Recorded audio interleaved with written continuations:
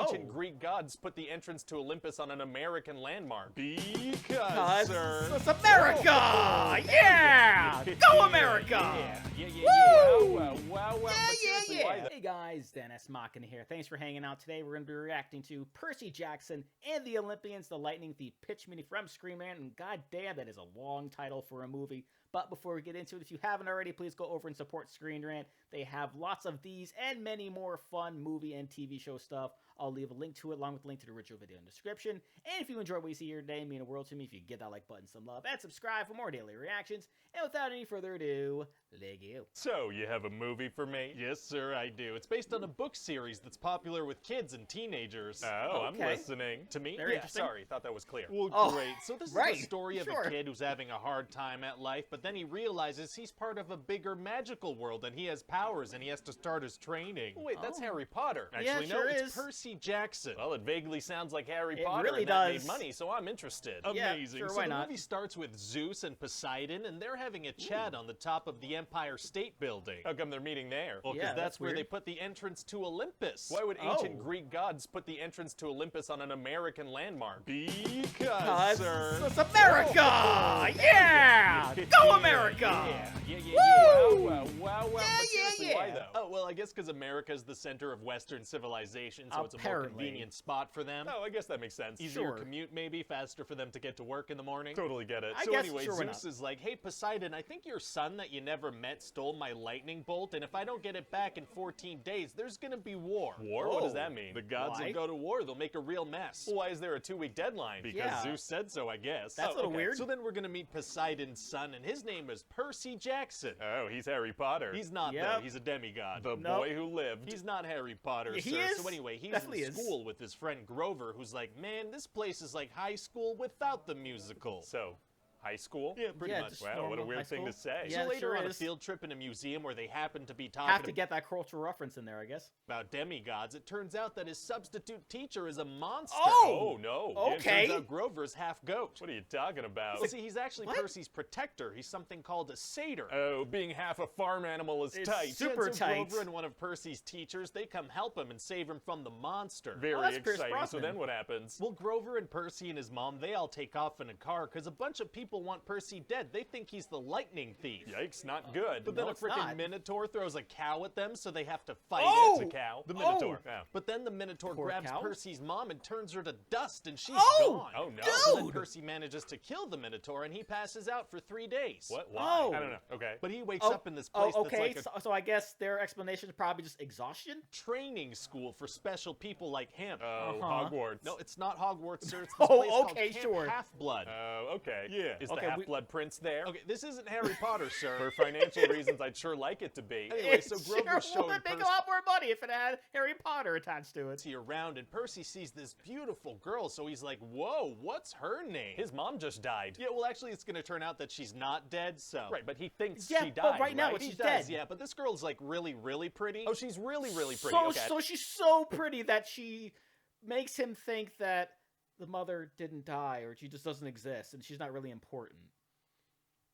Sounds legit. I didn't realize. So then he sees his teacher there, who was in a wheelchair, but is actually a centaur. He was hiding an entire horse body inside a wheelchair. Yeah, probably magic. I wouldn't worry about it. We're not gonna explain it. Well, okay. Why wouldn't you?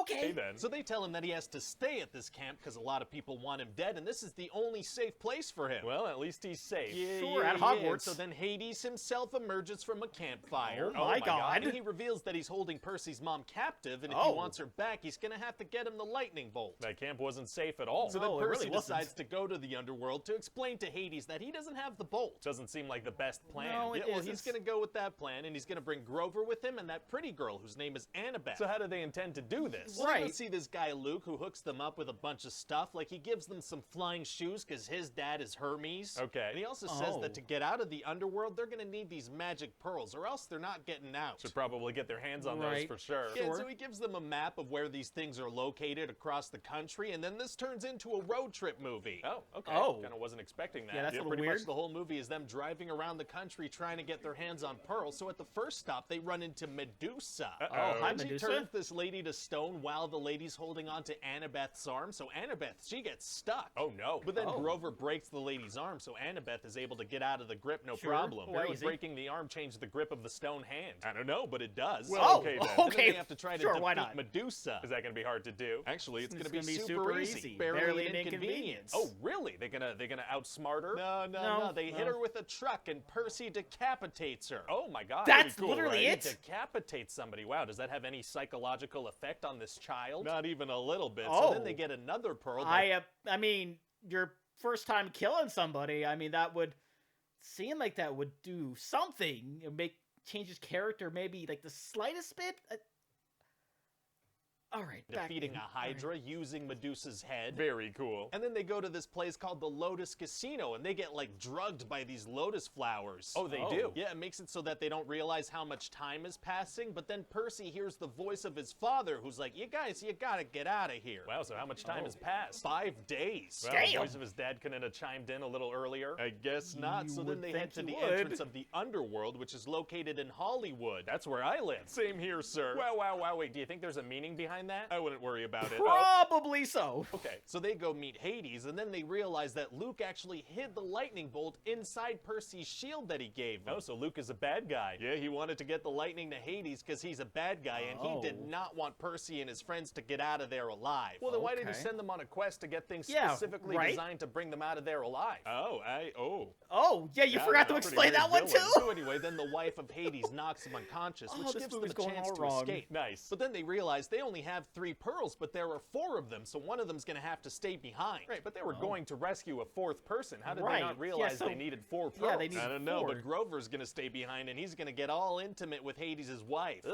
Don't think about it too much. I'll try. Anyway, so then Sure. Percy goes to see Zeus, and he's like, listen, I didn't steal the lightning bolt, but I have it now, so here you go. Oh, okay. So what was And the then point? Zeus gets Wait, Grover what? out of the underworld, and everybody's happy, and that's pretty much it. We're out. It's a happy ending. Goodbye. Well, okay, so what- how faithful is this Yeah, to what the do we books? learn here? God, not at all. Oh. Yeah, just way, way different. Do you think fans of the books will be angry? Well, if they Oh. are, I'm sure in like a decade or so, a more faithful adaptation can be made. That's true. But only if they're upset, which I don't think they will be. Yep, and here it is, right on cue. Faithful Percy Jackson TV show coming to Disney Plus from original writer, years after Fox struggled, to properly adapt the Percy Jackson books. Author Rick Riordan, I think that's how you pronounce his last name, confirms a series is in development at Disney Plus. So obviously it struggled because the fans weren't really into it, and people who were casually seeing it weren't really into it, because when it comes to the enjoyment of any sort of movie, it's really important for the audience to really understand what's going on. So, they can celebrate the small victories with the main character, and they can understand why he's doing what he's doing, and just really rejoice with him or her once it gets to the conclusion of the movie. Obviously, there were so many different times during this movie where things just happened just for the sake of happening, and it wasn't really explained, and then you're sort of left thinking like, wait, what just happened? And you're left being more confused and more disappointed to be like, oh, that's how the movie ends. Then it's just over.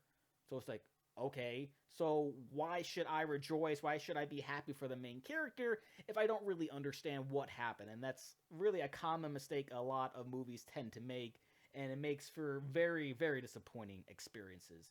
But before we end this one, I would like to give a huge shout out to my supporters on Patreon, Wolverine310 and Cruising. Thank you guys so much. And with that being said, comment down below. Let me know what you thought about this movie. Please leave a like if you enjoyed. Also, if you want to see past reactions that I've done to other pitch meetings, and that's playlist right up there full of videos for you.